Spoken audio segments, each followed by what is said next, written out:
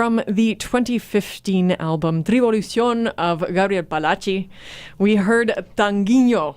He corrected my diction. It's good. It's good. I'm a singer. You need to do this for me. Gabriel here in the studio playing tonight at the Palm Lounge starting at 8 and tomorrow at Inferno Sound Academy starting at 8:30. You can find, of course, information about this on our website, classic107.com. Gabriel, welcome to Winnipeg. Thank you, Sarah. This is your first time here. Yes, just arrived. This is fantastic. And you're on this amazing tour all over the world right now, releasing this new album, celebrating its release. You came from Buenos Aires. Like, that's where you grew up. You were born and you grew up there. Yeah. And it's such a cultural mecca, right? Like, it's just got this melting pot vibe. There's so many different influences. So in this world of dense cultural fabric, what drew you into the world of music? I know. That's a tough one. I know, right? Well, I mean, when you're a musician, I don't know, it just happened to you. Yeah. Did you come from a musical family or? Not really. My sisters play guitar and my mom always pushes all my sisters and me to go, keep the music and study music, but But my sister is psychologist and the other one is speech therapy and my mom is psychologist too. My father is psychologist too. Oh, wow. So I have to be different, right? What better option than be a musician? Well, and with music, I mean, it's quite therapeutic in so many ways and also very psychological. Oh, I mean, when you're creating your music, some kind of id stuff going on there. Music therapy. Right? Yeah, for sure. But hey, so you started studying piano at 8. Mm-hmm. Right. Was that your first instrument? Yeah. Yeah. I never left it. That's beautiful. That's good. So you went to the conservatory Manuel de Falla, right? Mm-hmm. That's in Buenos Aires That's in as Buenos well. Aires. And so and then you ended up going into some music production program in high school as well? Yeah. They have this high school with different vocational training programs? Exactly. Yeah. So you have like music or like a construction or computing or Okay, just to get like that kind of head start. Yeah. But did you study classically at the conservatorio? Yeah, that's the first thing I studied was a lot of classic. So what were some of the first composers that really struck you? Of the classical kids. Well, I have to say that when I was 10 years, it was more like when you are a kid, you don't really want to study, right? So your mom push you, so I really did a lot of exercise, right. So much preparation, you know what I mean? But besides the big ones, everybody knows, Beethoven, I love. That's definitely my favorite. Well, I mean, he was quite a pianist. Yeah. Yeah, right? And quite crazy, and I like that too. Quite crazy, yes. And but I jumped too early from the classic, Right. Well, I mean, not too early. I mean, because we all need that segue into what we love, right? No, and if it ended up being that technical study from your classical journey, then more power to you. So the musical production thing in high school, where did the mess of world music and world influences come from, and how did that start creeping its way into your music? When did you start making music? Oh, well, that happened much later than all my studies. Really? It happened when I left my country. Okay. That I started to compose. Because in Argentina, I have a different lifestyle. I was really busy because I have like 3 bands. And then I have students, right. But then I also have a day job, which helped me to pay the music degree. Mm-hmm. It wasn't cheap at all, and to get my instruments. And of course, when you start gigging in the beginning, come on, it's like until you buy a computer, it will take you a lot of gigs to do that. So right. I choose make a decision on working until I get to a safe spot. And then I planned my trip for years. And then I left and I went to Cuba. Mm-hmm. That was the first place I went. I studied with some teachers. One of them is Chucho Valdés. Right, Yeah, I was he's reading my idol.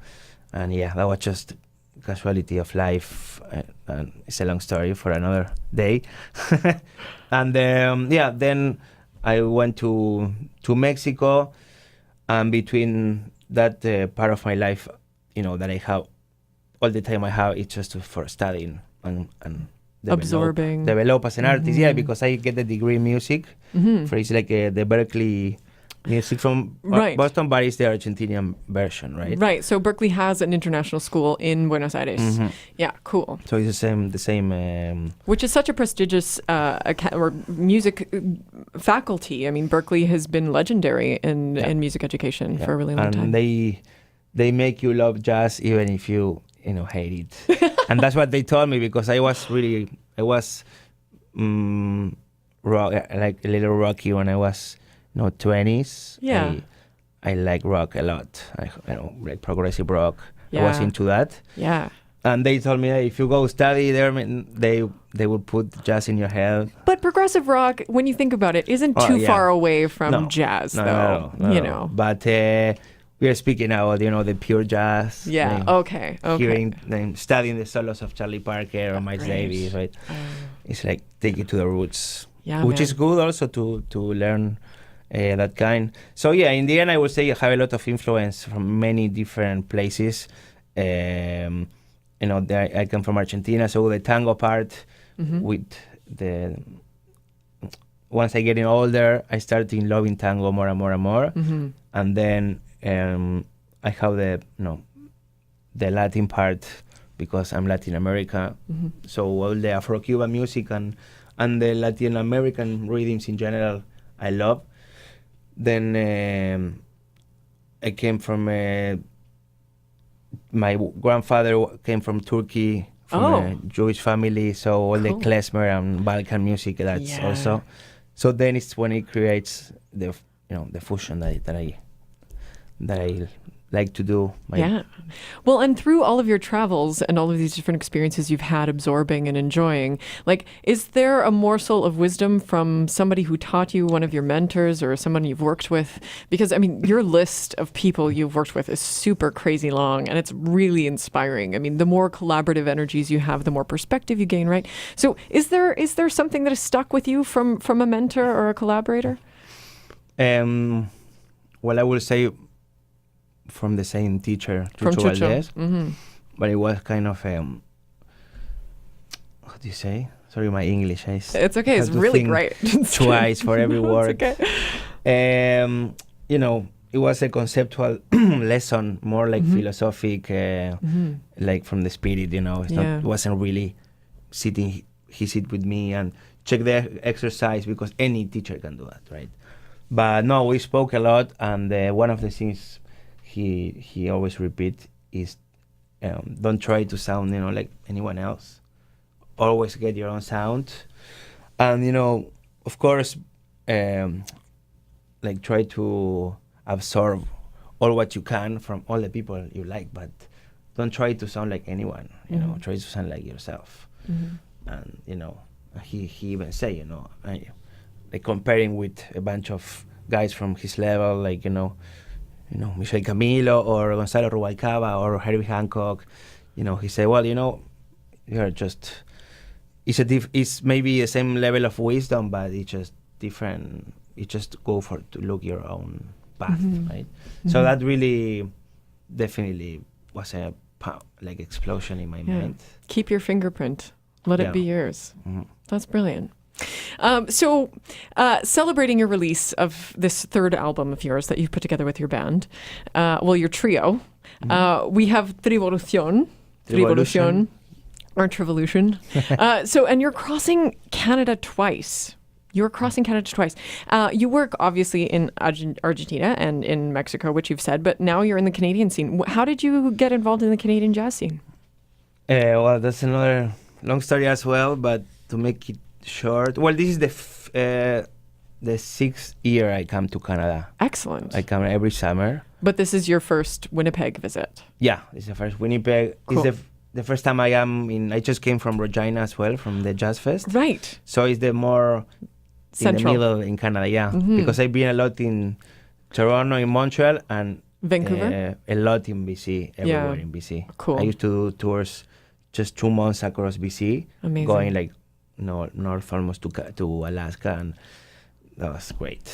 Magical. And just a huge, huge country everywhere. Well, and hopefully appreciative audiences, even in the more remote places, perhaps. And BC's that kind of place, though. You can get the cool jazz kids out there. They're good people. They're good people.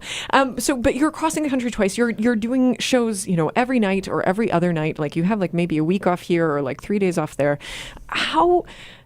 Tell me the best thing about touring and the worst thing about touring. Ooh. Like this. It's a tough one too. Well, the thing is, we have 35 shows in 2 months, which is a lot. Huge. And I really like it. But right now, I am my agent, Yeah. I book everything. Yeah. So I work really hard. That's a lot. On this tour. And I kind of like it because at this point, I have doing it for 8 years now. Right. And, in Canada, it's getting more easier for me because, I play in more festivals every year. So, the word of mouth and the artistic directors, and then it gets easier. Your name gets passed around and say, hey, this dude is really awesome. You should hire him. And, that's how we work as these working musicians. Agents, I'm not going to, for those of you who are going to watch this online later, you'll see the gesture there, Gabriel Palatchi. Awesome. No, but you know what though? It's both a joy and a burden to be in control of your own career. I'm sure. Yeah. But who else will do it better than yourself, for yourself? So it's tricky. That is tricky. But I know I cannot think of many bad things of touring. Yeah. Well, I'm sure that it helps you also. I mean, you're playing the same rep every night, and you're getting to jam on it in different ways, and maybe seeing it in different ways, hearing it differently. Oh yeah. And when you have such gifted collaborators, tell us really quickly who your collaborators are for this tour. Well, the band that I'm traveling now is the same band that recorded Revolution. Okay. Is the original band, and it's Kerry Galloway is the bass player. Right, he's Canadian, right? He's Canadian from Vancouver. Yeah. He's our Vancouver link. Yeah. And the drummer is Chema Gonzalez. He's from Mexico City. Yeah. So it's south, middle, north. Yeah. He's he's awesome. You guys are all great, but I was listening a little bit online and just super taken aback by his drumming. Just going to put that out there. Anyway, and I'm picky about my drummers. I am. You have to. You have to be.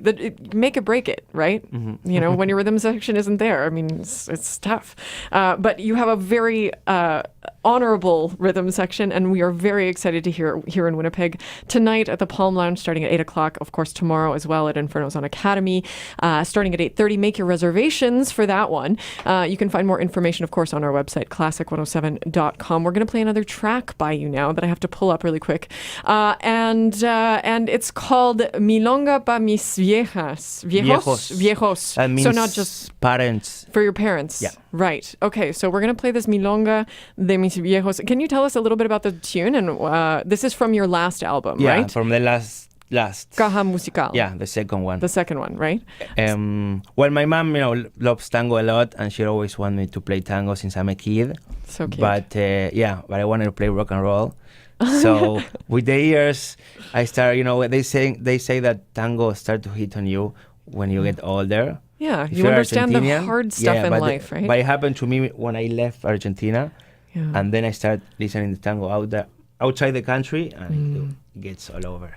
But anyway, I dedicate, I call it Milonga para Matilde first, which is my mom, because she always, but then I said, that's not fair. Oh. So I put, for my parents. So this is, totally. I'm sure your dad appreciated it. Yeah. Definitely. Gabriel, thank you so much for joining us here in the studio. Thank you very much for having me, Sarah. Such a pleasure. All right, enjoy this Milonga. We will see you in a bit.